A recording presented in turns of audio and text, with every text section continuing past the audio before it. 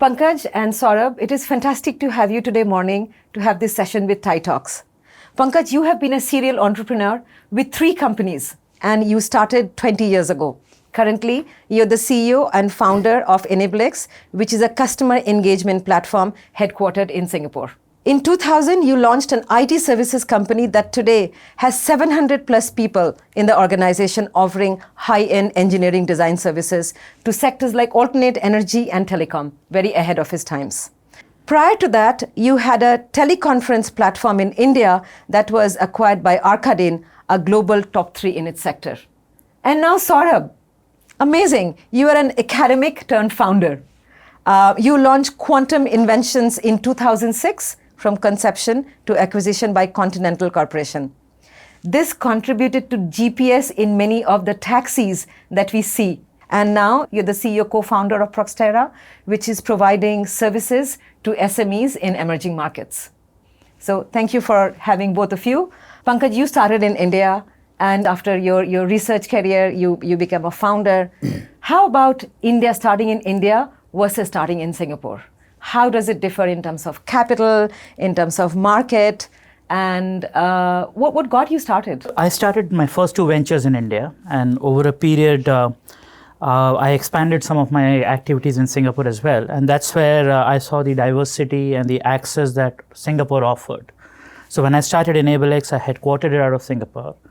And the idea here was it's a great base to expand in Southeast Asia as a region, vis-a-vis trying to do it out of India. So while Singapore may not be the biggest market, but it's a great base to have if you're looking at working in the region.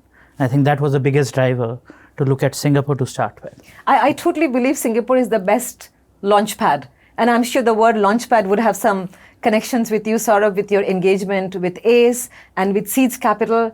So what is your perspective as a founder and as a critical cog in the whole economy of startups? I would say that it's also a matter of timing. So the fact is, as Pankaj mentioned, he chose to headquarter his company over here, and that was quite a while back.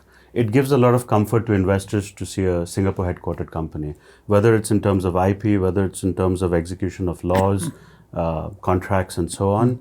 At the same time, it also gives a lot of comfort for financial investors to be positioning their funds over here. But I think a lot has changed in India as well in the last 10 years. There are also reverse positioning of companies today back to India for the big local market, as well as the big financial side, which is of course towards IPOs and so on. What Singapore has for itself is the fact that we provide a very stable operating base and a good launchpad, as you said. But what we don't have is the local market. So companies always need to look outwards. And if a company is not doing that, unless they are actually looking at the retail commerce space only, they will have a problem with the market size for sure. So that's something that's important. You mentioned about ACE, Action Community for Entrepreneurship. We are the national voice of startups in Singapore. It's today a trade association chamber that's tier 1 in the government's eyes. And we help startups to flourish. One of the important aspects today is really internationalization. And the reverse is also important. So we want international startups to land here so that our startups can also interact with the international startups. So one question that I always ask when I meet founders, is a co-founder useful or is it a compounder of troubles? What is your perspective? Have you been a single founder or? I have a co-founder. Yeah. My first 2 ventures, it was single founder. And now I have a co-founder. I think there are both pluses and challenges that it brings. So pluses because you have somebody who has equal skin in the game or significant skin in the game. So you can always have a good sounding board, a good partner in crime, so to say, who has the same interest as you. Sometimes it's difficult because you are a founder, the other guy is a co-founder, you got both strong personalities, you may not agree on a lot of things. So it can be challenging as well. And it's a struggle. And when you look at most of the successful startups, you invariably see one name coming up more and more among the founders. So at times it also becomes an ego issue. So it's not an easy yes or no, or is there a perfect way of deciding, do I do it alone or do I get somebody along? What about you? I would put it slightly differently. You need a team, whether they are co-founders or I actually called the first few employees in our company in Quantum Inventions the operational co-founders, because they are the ones who build the company together with me. And whilst the co-founding status is from the perspective of the first founding of the company, the first incorporation of the company, and even in the first few years bringing on significantly value-added people to the founding ecosystem, the fact is you need different skills, you need different views, and so on.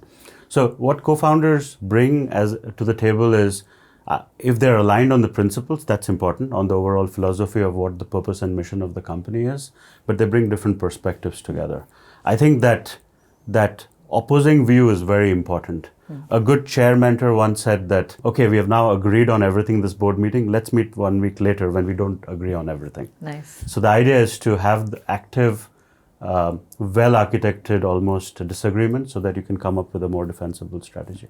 As humans, we like to work with people whom we like. Yeah. Which also means that sometimes in our teams, we become like a group of clones. Yeah. So having that perspective on diverse thinking Yeah. is so important. So let me give you an anecdote on that. Many people think that in Quantum Inventions, I was the inventor of the technology. But I had a co-founder in the form of an academic person, Professor Srikantan, and I had a great team, which were the initial people who had built the technology in the university labs. But I chose that technology because I was not the one who was the inventor for it. And I was not emotionally connected to it. So it allows everybody to contribute significantly in their own capacity. And that's where I turned into a business person, because the day we got our first check, I looked around us, we were all technologists. And I said, if we all look at the technology, who's going to look at the business? So that's when I said, I'm not going to touch technology ever again. Probably the smartest decision retrospectively. The lesson that I have being in business for close to 3 decades are the best salespeople are not the ones who are salespeople. Because if you understand the domain and if you feel the passion in your bones, you don't have to sell. And that brings me very nicely into the next area that I want to discuss with you is go-to-market. I want to hear from you on GTM and then with you. And I want to know, why is the map still on the, irrespective of so many changes that have happened, what is the longevity of the technology that you scaled? So that this. Sure. So just stepping into that straight away, right? The fact is, a consumer ecosystem and enterprise ecosystem works differently. B2B and B2C are two very different markets. The fact that it's the truth, you will still see the navigation software embedded inside the dashboard of the comfort cabs today, because it's a part of the enterprise ecosystem, and it gives something different for the driver, for the cab company that's running the technologies and all the data in the back end. But the fact is, in the consumer domain, nobody uses those kinds of technologies anymore. So that's moved on. So agility and adaptability is constantly important in our company. So we were very, very high in revenues in that sector for the first 4 years, but we knew the sun would set on it. So we adapted very quickly. 2 is the GTM. Now, go to market. I still remember the first time somebody asked me that in 2006. I didn't know what the hell it meant. And I still feel a lot of founders get that wrong today, because you're very focused on what your technology does, why it's different, why it's better. But at the end of the day, what's important is, does it solve a problem for the customer? Is there a willingness to pay for it? Is there value in that particular viewpoint? It requires a lot of working on Yes. how to get that strategy right. Yes. So it's still perhaps the breaking point. The other part I would say at this point is, whilst the what and how is quite clear for most companies and what they do, the why now is not often answered. As to why now, why not yesterday, why not tomorrow? Because today the topmost reason for startups failing is still timing. Of course, it's symptomatic in the form of funding not being enough, or cash flow not being enough, or founders having a breakout as well. But the fact is, why now is very important aspect, the timing. You were very early in your times with the technology that you built. And how did you go to market, and how did you address the why now? So I think, like Saurabh said, it's a lot of agility. And from our perspective, when you're building a product, I think the first product is what a founder builds based on his or her ideas of what I believe will be the best thing to the market. The key to success is, are you listening enough to your customer, right? So the next version of the product and the next version of the product is always driven by the customer. And B2B versus B2C is very different. The enterprise play is so much more different. And you end up working a lot with your customers to evolve your GTM. Ultimately, you get one or two of those anchor guys who help you define or evolve your product. And then you build your go-to-market around that.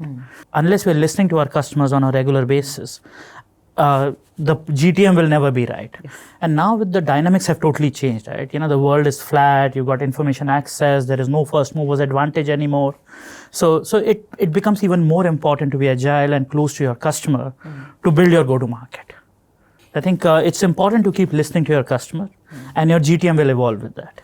So now a word that more often than not does not come up in the Singapore ecosystem is the 4-letter word of exit. What we have here is a few credible exits. Now, when you started, did you think you would exit? No. A binary answer? No. Did you think? Not at all, because I was very much on a mission for the first purpose. My only mission was, how do we commercialize tech from the university? That was all the mission was. Yeah. The next 3 years was more about regional expansion, and after that was another 3 years of growth. But for us, a customer came to us and said they would like to acquire. We were actually out for a Series B investment. Yeah. And then we just took it as a process. But it's interesting that when you go for fundraising, we were also talking about fundraising a minute ago, is every investor said, what is your exit strategy? What I have never been able to figure out the conundrum of how can you think of an exit while you go through every up and down and keep building as a believer. So you think of it from an investor point of view. See, they want an ROI on their money, right? So they really want to understand from you what is your path to exit, right? But as a founder, as an entrepreneur, you're building a business, right? Your only focus is next year, next quarter, next 3 years, next 5 years, right?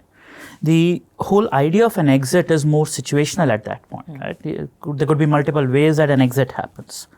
There could be times when I want to build a business which is not looking at an exit, but it's what you call a retirement business. Right? Yeah. So exit, as an entrepreneur, at least I don't believe you start a business with exit in mind. Yeah.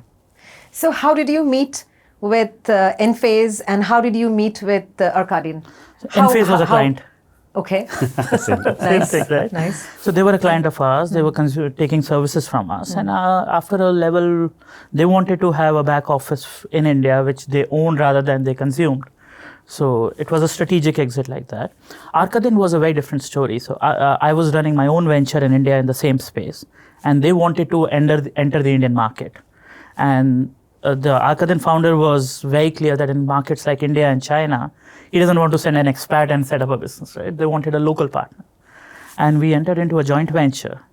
And we scaled that joint venture to become one of the largest players in the region. And ultimately, it was a strategic acquisition by them. Did you have a banker or advisor in the middle? Yes. Did you? So I think it helps. What did they do for you? So they bring a lot of value. They bring a lot of experience, right? They've done deals while we as founders are very desperate to make the deal happen. They bring that patience in between. They have the experience. And I think they can drive those hard conversations, which especially if you're doing a joint venture, sometimes you may not want because you're going to work with those guys on the other side yourself. And in both my experiences, I think they added a lot of dollar value to the deal as well. What about you? I would definitely second that. But above all, it's also the experience of the founder. If it's your first exit, as founders typically do, we read a lot, we understand what needs to happen.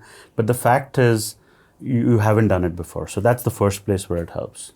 2 is if you're already doing a reasonable revenue size, reasonable business, and like in both our cases, the customer was the acquirer, you need a little bit of gap, a little bit of buffer. You need a little bit of demilitarized zone almost. And that is where the advisors or the bankers really help you. We had 5 bidders for our business. 3 of them were our customers.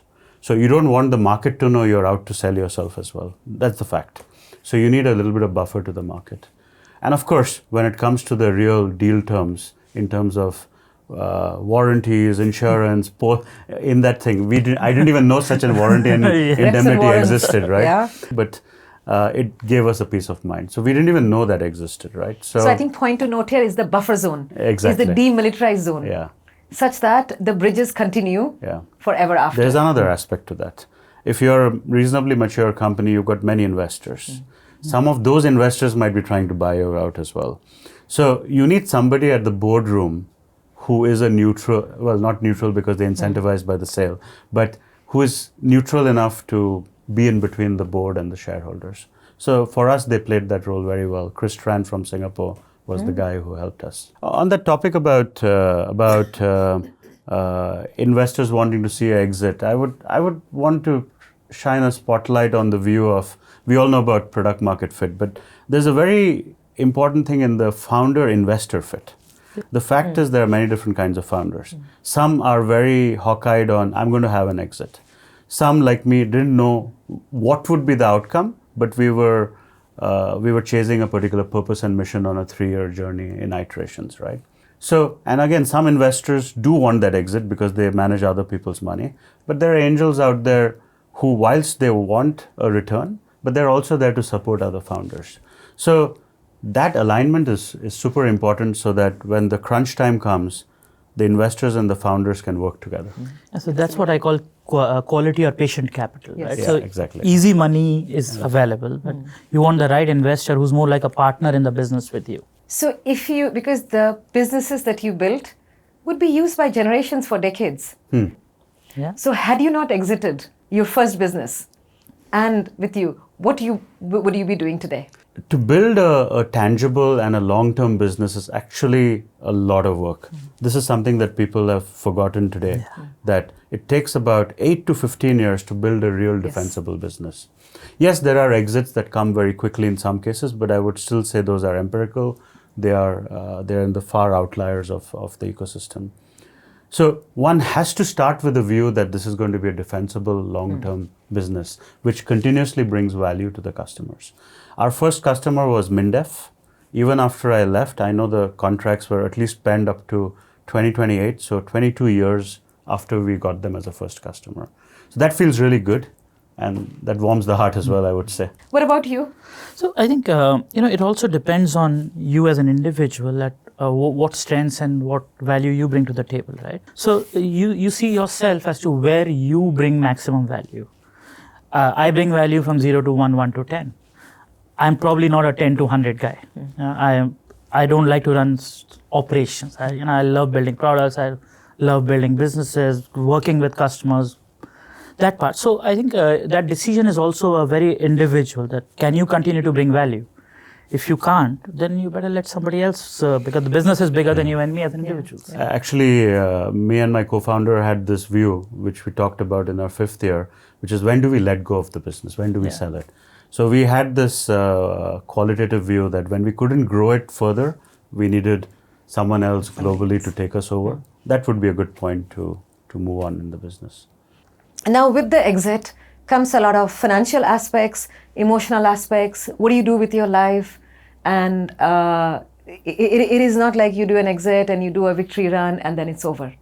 So how was it for you emotionally of somebody being in the driver's seat and running it, and then you're a part of a big conglomerate, and after the acquisition, and then how was it for your family? Because founders' families have to be the most patient, as I have seen myself. So I want to know about the emotional aspect, financial aspects, and also you as a family, well, as an individual and as an employee post-acquisition. Chandrima, you don't have enough time for this. It's a different discussion. Give us bullet points. So first of all, family takes a big brunt. Unavailability, the stress, the strain. For us, when we were acquired, actually, because I had never worked at a company before, other than doing research at NTU, it was a big world of corporate discipline that I learned, and that I'm forever grateful to Continental and especially the finance controllers over there to teach me that corporate discipline. Perhaps the one lesson from our exit was the first 6 to 12 months in discipline in terms of continuing to execute the business is very important. Similarly, having an advisor in between allows you to run the business while you're doing the exit process as well. I think that stability is very important. I actually got that wrong in the first 6 to 9 months after we were acquired. Financially, of course, it frees you up completely, right? But I would say that I've always worked with close to $0 in my bank balance today. If you check it today, you'll probably find a few $100 because you're constantly trying to get the best value for your money. So in that sense, I don't really feel completely liberated even today. Of course, I have assets, our family has assets, but it does not mean you stop working. And that's the founder mindset. So that does not change in many ways. Mine was, especially my teleconferencing one, was a strategic exit even at a global level. So we were part of the whole transition process, and I still had some stake in the Indian entity, so I had to continue. But credit to the global team that it was pretty much business as usual for people like us running subsidiaries especially. So it wasn't a huge change except a lot more reporting, and I don't want to quote why, but there were processes which would come in, bring in a lot more discipline than what we had earlier. But it wasn't really bad. It was good in terms of money for sure. You had a lot of relief. You knew you were transitioning. And then you get that time to think about what next. So as founders, you're not going to sit back. You're not retiring. It's still a little bit too early to do that. Yeah. So you get some free mental space to think what next. And the financial security helps. Definitely helps. Absolutely. Yes. And it goes back to the same thing, the right investor, right? The kind of investor. Exactly. So the acquirer is a partner. And they help you with the whole transition there. At the end of the day, a founder never works for themselves. They work for their customers and shareholders. Yes. Employees, customers, and then shareholders. Exactly. Right? Founders make good or terrible employees? I don't know yet, actually. If I decide myself, I pity my boss. Yeah. It's the same with me. So founders probably make for very argumentative and picky employees. But if they are used the right way, it's a great asset to the company. Again, going back to the view of the diversity of the team. Absolutely. And again, I had the same thing. So I was a founder. I was running a joint venture. So technically, I had a boss somewhere in the region, right? But they understood that I come in as a founder. I don't come in as a hired employee. And if they give you the right space, right freedom, and the right support, then there is no better employee than a freely allowed to operate founder turned co-partner or partner kind of a thing. Now, there is a lot of debate in the startup community about when you build a product, is domain important? Can you learn the domain? Does corporate experience help? And given not just you've been a founder, but you also have been on the investing side with Seeds and ACE, we want to hear your perspective. And then coming to you, how did you pick up the domain on this, on the topic that you've been building on? So it's not so much as corporate experience. What is important is that people have that real world experience because that's what allows them to then defray the risks in a different way. Now, on the topic of having the specific product experience or platform experience along the lines of what your company's purpose and mission is, again, there are two parts to it. One is naivety helps in a long way, especially when you're trying to disrupt. There actually having deep-seated views and legacy can be baggage. But if you have naivety, you can actually break through quite a bit. But you need to get the people who are experts quickly in once you have the early part of the MVP. But on the other side, if it's a very, very regulated space, then of course, having that experience on board is very, very useful. But a balance is what you need to seek for in terms of real experience or not. Now, as an investor, you of course have that as one of the lens. Maybe it's 1/6, maybe it's 1/8, but everything else probably outweighs just the fact whether the founders have been in that domain or not. That's how I would put it. So how did you learn about alternate energy and telecom in those days when this was not so topical but very relevant? So it's a journey, right? So like Saurabh said, you don't carry that baggage, but you learn along the way. Technology was picking up, the internet boom was starting to happen. So you start learning technology, you start building something from scratch, and you pivot again and again. From where I started to where we ended is totally different. I started building websites to begin with and ended up with alternate energy and engineering stuff. So that's where you learn with the market, and because you don't have a baggage of studying engineering in a particular space, you're open, right? But understanding of the domain, understanding of the real world, like Saurabh said, I think that helps you, or that's the only thing that keeps you going. And as a founder or as an entrepreneur, I think it's your ability to adapt and move fast. And then being open to criticism and bringing people along wherever needed, asking for help. I think that's, if you have that, then even if you personally don't understand a few things, you're able to bring the right team together. And ultimately, that's a team that delivers. And on the investor side, again, I think it's all about the founder. Is the founder an entrepreneur? I differentiate between the two. It's not just about setting up the company, but the ability to navigate, to find your way around, being optimist, going through the roller coaster. If you have that, I think you'll invest in that. There are very few companies who start at a place and keep going in a straight line, right? Everybody adapts, pivots. So if the founder has that ability, I think they deliver. When you look at founders, how look at somebody who has domain versus somebody who will pick up, and how does the ecosystem support those who have the ability to pivot, and how do you support them with expertise and domain knowledge? Actually, it all comes back to what the purpose and mission is with which the company was started. It's not the founder alone that is executing beyond the first 20 people, maybe. There's a large team that's executing, and everybody needs to know that purpose and mission. So that's perhaps my most important lens. Why are we doing it? Or rather, why are you doing it? What is the reason why you will stay on that path? Will the founder be able to, and the founding team or the executive team be able to stay to that mission, vision, and solve the problems that come up? Do they know the market? Do they have people who know the market? In fact, one of the reasons why I feel business plans are important is because it's a mirror for the founder to look at and put it on paper. I think no investor believes the business plans, especially the numbers. Thankfully they almost so. never pan out. Yeah. But the fact is, if you have it, the investors believe you've done the diligence on it. I think that's the most important aspect, whether the founder is willing to drive through that notion of diligence and staying to the purpose and mission.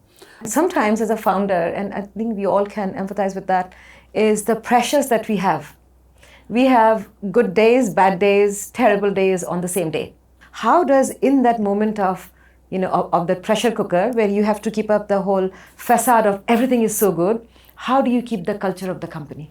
So I don't think you keep a facade that everything is good. I think you're open about your communication. So the more you share with your team, it's a release, right? Yes. And B, now you are not alone in the journey. So the more you share, the more you communicate, it's easier to deal with. And that's the culture. The culture is about open communication. Everything else is along with it. I think what you mentioned is in terms of openness and sharing, it is creating psychological safety for people to opine with the good intent, such that innovation thrives. Absolutely. Survival, innovation, everything. If people are aligned and they know what's happening, they believe in you. If you're transparent, they trust you. Transparency is the key for sure. At the founder level, it's very merged, like I was saying, which many people don't like, which is there's no such thing as work-life balance, there's work-life priority. Yes. So you prioritize what you're doing at any one point in time, whether you're at work or at home. So it's to see the people through that lens as well, because the fact is, even though we try to keep calm through the storm, we are emotional people in general. So the same to be dealt with in terms of the team as well, right? They can have their good days and bad days as well. How do you get to hire people and commit to you and believe in your mission and work with you tirelessly? I mean, of course, startups don't pay industry unless they have got a lot of money from somewhere, Series B, Series C, when the economics are very different for the individuals. So I don't think you hire them. I think it's about you align them with your vision. Yeah. They believe in your story. They believe in what you're trying to do. They believe in the product and the potential. So it's more getting them excited and aligned with you. The money part of it is a outcome, right? And there are multiple ways that works. And there are people who are driven at different stages of their lives and careers with different aspirations. So, as a third-time founder, or when you try to bring in the right set of people, some of them have also been successful enough, been around enough that it's not what they get paid at the end of the month that matters, but it's the drive and the think that I want to build something. Right? So I think it's that which gets you the right set of people together, and not just a check that you can write at the end of the month. Pankaj put it very nicely, and I would second that. The fact is, if it's just the money, everybody can move to another job. There's another guy with a bigger check. I mean, right? in today's market for technology and the spaces we are in, they can just move the next day if they want to. So what will hold them back is the question, and that is what aligns to whether they like the company for what the purpose and the mission is, and if that's big enough. This was amazing. It is not often that I get to speak to people like you on topics that are so close to my heart. So Saurabh, thank you so much. And Pankaj, as always, thank you so much. Thank you.